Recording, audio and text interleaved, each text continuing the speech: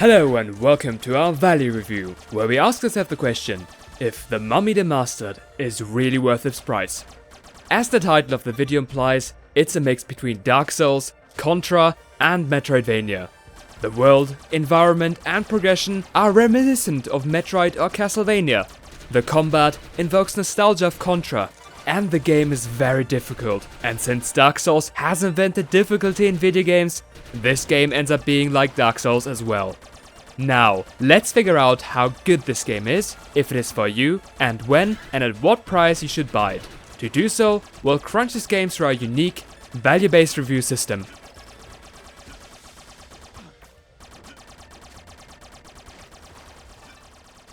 The Mummy Demastered is a licensed game based on the 2017 movie The Mummy. We have little clue in how the story of the game blends in with the movie, as we are unfamiliar with the movie ourselves.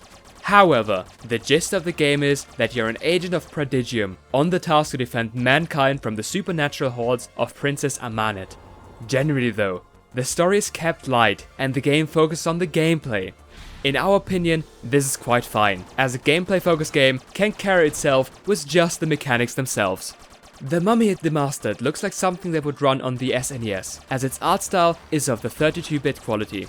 Its music, however, is modern, and together with the art style, the grim and dark aesthetics is set.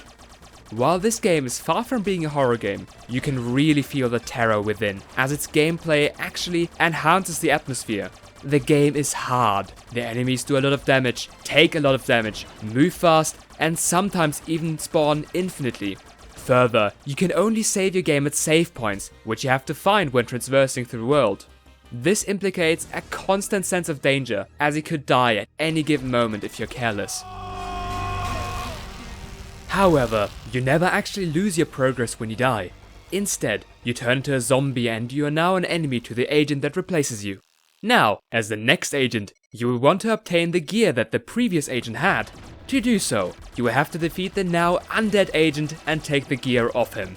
Effectively, this is a corpse run where the corpse fights back.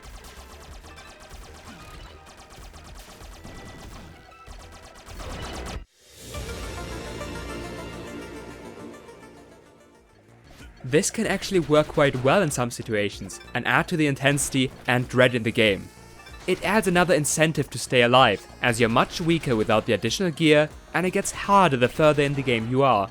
However, in other situations, it is really bad and frustrating. For example, if you die in a spot where you're already overrun by enemies.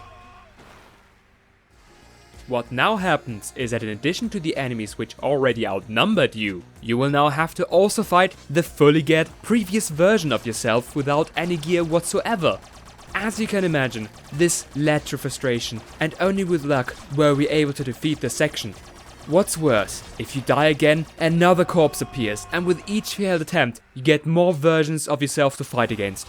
Imagine that this can happen at spots where enemies spawn indefinitely, and you have a recipe for disaster. Overall, there are some up and downsides to this corpse run system.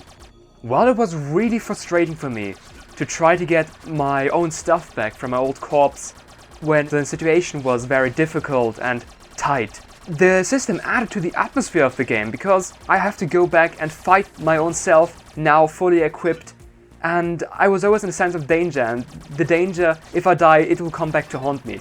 Overall, that was really cool, and I hope this kind of system will get fleshed out more in the future.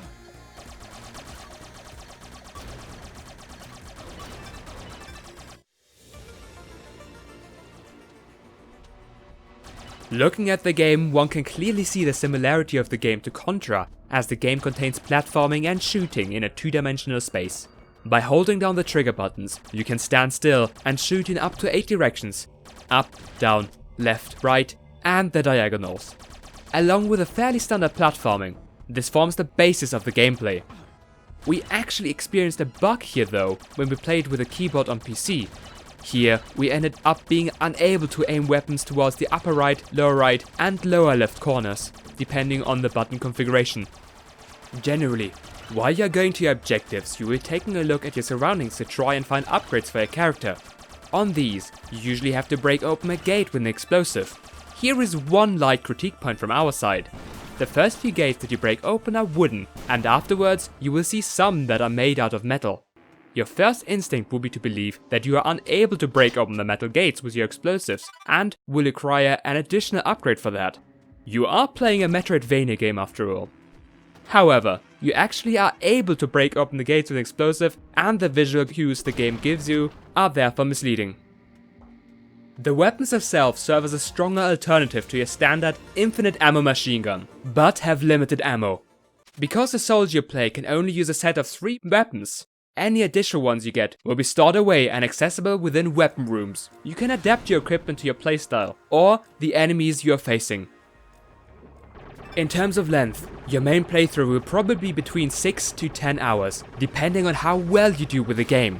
A completionist approach will take quite a bit more time, as there are weapons and relics to be found. However, this playtime is worth a bit less than other games, as you will be replaying quite a few sections a lot, and that adds up in playtime. The game is in some cases quite fair. Every single enemy has a pattern which you need to learn. After you've learned the pattern, you can try to find a way to counter it, and you will usually get quite good at doing so.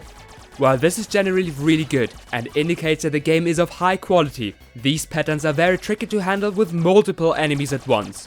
Especially as some enemies spawn indefinitely, you are unable to tread through the levels all too strategically and kill them off one by one. What can really be said about the gameplay is that it is very hard. You will probably die quite frequently and will have to make a corpse run. Sometimes it may even be a better option to just get to the end of the section as fast as possible, due to some of the enemies being able to respawn indefinitely. The fairness of the game is further evident from its boss fights. These are quite long and can really be considered as endurance fights. Once you learn the boss's patterns, all attacks become predictable, and you have to make sure to avoid the damage he deals over a prolonged period of time, while you yourself attack the boss. The boss fights therefore ended up being really enjoyable. I really enjoyed getting in, getting my ass kicked, and then going back in and doing it better next time. And this constant getting better at the boss fight is what makes a hard but fair game just this much fun. But there were a couple of downsides, which I'll be going into in now. Our biggest critique point of the title would be its health system. The game is void of any health rooms, which means you are left to grind health by exiting and re-entering areas and destroying some crops to regain it. This also means that health upgrades are near pointless unless you are willing to grind for your HP. Health drops also never increase in their capacity, which is just another downfall of the system. Especially for boss fights, this system is plain stupid. When you die to a boss, you get to fight your previous corpse in the room before the boss. There, you regain some health after defeating it, but never all of it. This means you can either go fight the boss with a lot less health, or you grind your health back. The most efficient way for us ended up being to grind our health back to full once, and then actually quitting the game right before we died, because a death would save the game. This meant we kept our high HP and avoided fighting our corpse on our next attempt, saving us precious minutes on each attempt. This grind is quite frankly a waste of time, and if you are able to simply play the system this way, it is actually a very bad system. If you were simply to be fully healed when you defeat your previous corpse, the grind would disappear, and a much better synergy with a corpse run mechanic would be achieved. As an alternative, putting a single, well-hidden medical room per level might also mitigate this issue, while draining very little of the intended difficulty. This grinding actually ends up hurting the value of the game, as we want to discourage developers from padding out the gameplay with boring and tedious sections. At Red Valley Gaming, our review scores work a bit differently than elsewhere. Here, we assign a game a value at which we think the game becomes worth buying, in addition to a standard review score, which are both evaluated separately from another. The traditional review score is pretty standard, but anything to do with the game's business, like microtransactions or the game being short, is moved into the value rating itself. This allows our score to be a direct reflection on how good the game is, while the value rating will still be able to warn you if the game has any sort of sketchy business surrounding it, just from the review score alone. So in total, we value the game at around $13, which puts it at about 2/3 of its MSRP. The game has a decent soundtrack, atmosphere and gameplay, but is bogged down by its issues and especially the grinding. Taking a look at the developer's previous game, Shantae Have to Hero's pricing history, you can probably expect an around 20% discount during the Christmas sale on Steam. In conclusion, I actually ended up quite enjoying the game, as its toughness made me really learn it, and overall at the end when I beat it, I felt really accomplished. However, due to the issues with the corpse run system and the health system, I'm unfortunately unable to give it a rating any higher than 77. If you are someone who likes challenging games and are okay with grind, then you should consider getting it. It might be interesting for you. But if you're someone who wants an easier and more relaxing platform experience instead, you could go for Shantae Half Genie Hero, which is the developer's previous game. And we also have a review for that available. Thank you so much for watching. If you liked this video, please give it a thumbs up, a comment, or maybe even subscribe. If you want to stay up to date with our stuff, you can go and check out our website, or our Twitter and Facebook pages. I guess that's all. So, thank you so much again, and I hope to see you next time.